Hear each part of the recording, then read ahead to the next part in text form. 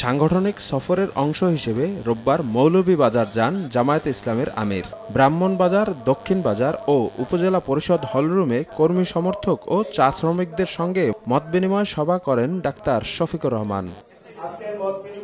বিভিন্ন মহলে ডক্টর মোহাম্মদ ইউনূসকে ৫ বছর ক্ষমতায় রাখার দাবির মধ্যে জামায়াতের আমির বলেন, অন্তর্বর্তী সরকারের মেয়াদ বাড়ানোর প্রশ্নই আসে না।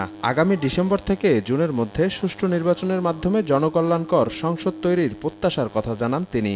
বলেছেন এই বছরের ডিসেম্বর থেকে আগামী বছরের জুন, এর ভিতরে আপনি নির্বাচন দিবেন। তিনি বলেছেন যে আমি আমার কথায় শক্ত আছি এবং সেই নির্বাচন আপনারা পাবেন। তবে আমি চাচ্ছি এমন একটা নির্বাচন যেটা ইতিহাস সৃষ্টি করবে এবং যেখানে প্রত্যেকটি মানুষ ভোট দিয়ে হাসি মুখে বের হবে। এবং আমরা বিশ্বাস করি এই সময়ের ভিতরে তিনি নির্বাচন দেবেন।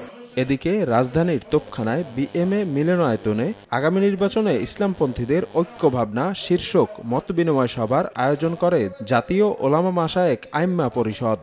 এতে অংশ নেন জামায়াত, হেফাজত, ইসলামী আন্দোলন সহ মোট ৭টি দল ও সংগঠনের নেতারা। তারা বলেন, প্রতিটি আসনে একক প্রার্থী দিয়ে জোটগতভাবে নির্বাচনে অংশগ্রহণের উদ্যোগ বাস্তবায়ন করতে হবে।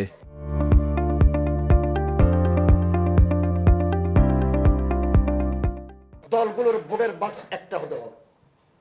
এই একটা ভোটের বাক্স যদি আমরা করতে পারি, ইনশাআল্লাহ আমি আশা করি অন্ততপক্ষে সাময়িক সফলতা আমরা পাবো। একাধিক বাক্স নিয়ে গেলে কিন্তু গালির অভাব হবে না।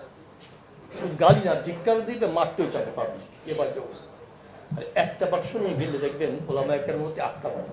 যারা ইসলামী শক্তি ঐক্য হোক এটা চায় না, তাদের কিন্তু গাত্রদাহ শুরু হয়ে গেছে।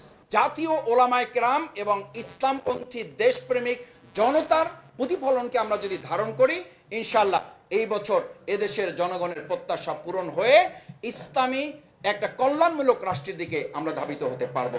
এ সময় নিরপেক্ষ নির্বাচন নিশ্চিতে প্রশাসনে থাকা আওয়ামী লীগের দোসরদের সরিয়ে দেওয়ার আহ্বান জানান ইসলামী দলগুলোর নেতারা। যারা বিগত দিনে দেশকে। শফিক মুন্সি, সময় সংবাদ, ঢাকা।